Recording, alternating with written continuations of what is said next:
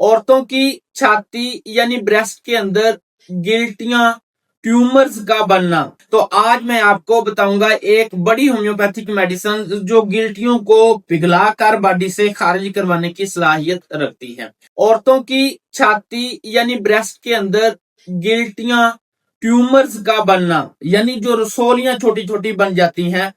अगर आप भी खवातीन के अंदर छाती के अंदर गिल्टियों और रसोलियों के बनने की वजह से परेशान हैं, तो आज मैं आपको बताऊंगा एक बड़ी होम्योपैथिक मेडिसिन जो गिल्टियों को पिघलाकर बॉडी से खारिज करवाने की सलाहियत रखती है।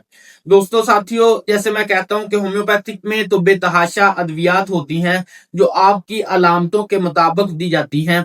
जैसे खवातीन के अंदर अगर छाती के अंदर रसोलियां बनना शुरू हो जाएं, तो इसकी पहली वजह यह होती है कि महवारी दब गई है, महवारी ठीक तरीके से नहीं आ रही, तो उस बेस के ऊपर जाके अद्वियात की सिलेक्शन की जाती है।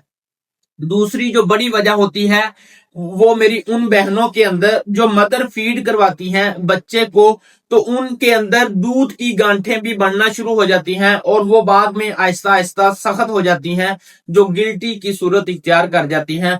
फिर हम उस बेस के ऊपर जाके होम्योपैथिक मेडिसिन देंगे। लेकिन एक ऐसी बड़ी होम्योपैथिक मेडिसिन है जो बॉडी के अंदर ढीठ किस्म के ट्यूमर्स को खारिज करवाने की सलाहियत रखती है। खवातीन की ब्रेस्ट के अंदर जिस तरह की भी ट्यूमर्स हो, मोस्टली उस मेडिसिन को लाजमी इस्तेमाल मैं करवाता हूं, और वो होम्योपैथिक मेडिसिन है कलकेरिया फ्लोर। इसकी पोटेंसी पेशेंट की अलामतों के मुताबिक दी जाती है, जिसने मुझे कभी मायूस नहीं किया।